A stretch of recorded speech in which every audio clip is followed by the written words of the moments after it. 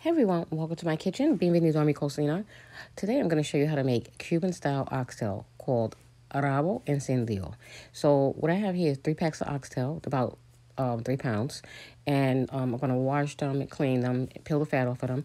And then I'm going to marinate them in this mojo marinade right here. And mojo marinade is basically naranja agria, which is sour oranges, and lime juice mixed together.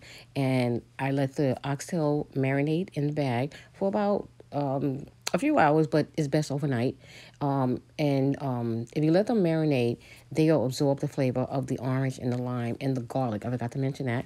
And that's a very important thing, having garlic in your mojo. And you can add some spices like cumin and oregano in it, salt and pepper to spice it up. And after you marinate it, then you want to pat dry the marinade so that it doesn't splatter, because the next step is to brown them. Now, I'm making some garlic paste, and the reason why I'm making a garlic paste is because I'm releasing all the oils from the garlic. So I'm going to start frying my garlic in the oil because I'm getting ready to make sofrito. And sofrito is the basis to all Cuban cooking.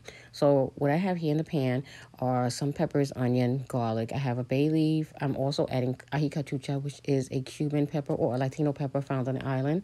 I added some cilantro also and some tomatoes, along with some tomato sauce.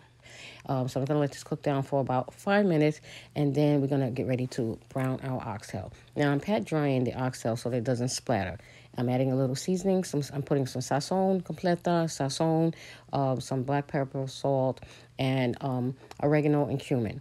So basically the same seasoning I'm using throughout the whole recipe. So now I'm browning them, and I'm not going to brown them too long, but just to put a brown coating over them, and then I'm going to remove them from the pot, and then I'm going to deglaze the pot with some red wine. Wine is really used throughout Cuban cooking, so in a lot of recipes you're going to find wine. So right now what I'm doing is deglazing them so I can remove all the seasoning.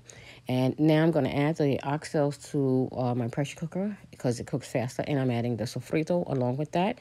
And in addition to that, I'm going to add in my wine and 4 cups of water so I can cook these babies down to a soft, tender piece of meat. So now I'm just mixing up everything. I'm going to cook this for about a good hour, and then I'll be back to let you see the final results. So an hour later, mira que rico.